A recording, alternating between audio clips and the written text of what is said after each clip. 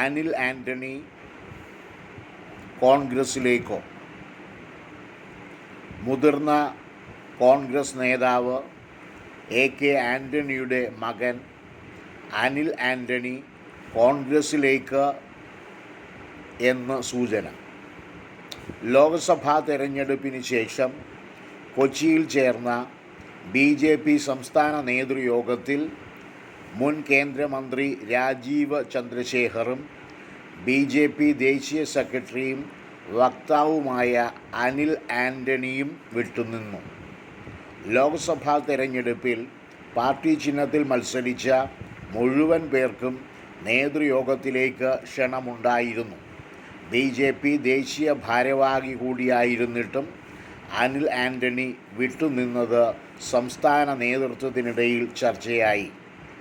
നേതൃയോഗത്തിന് എത്തില്ല എന്ന് അനിൽ ആൻ്റണി മുൻകൂട്ടി അറിയിച്ചിരുന്നില്ല. കേന്ദ്രമന്ത്രി സുരേഷ് ഗോപി യോഗത്തിനെത്തിയെങ്കിലും ചർച്ചകളിൽ പങ്കെടുക്കാതെ ഉടൻ സ്ഥലം വിടുകയാണ് ഉണ്ടായത്.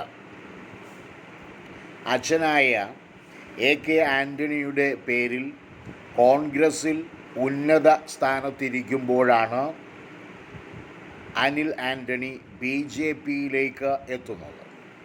BJPയിൽ താൻ ആഗ്രഹിച്ച കാര്യങ്ങൾ നടക്കുന്നില്ല എന്ന തിരിച്ചറിവിൽ വീണ്ടും കോൺഗ്രസിലേക്ക് പോകാനുള്ള സാധ്യത തള്ളിക്കളയാനാകില്ല എന്നാണ് രാഷ്ട്രീയ വൃത്തങ്ങൾ നൽകുന്ന സൂചന.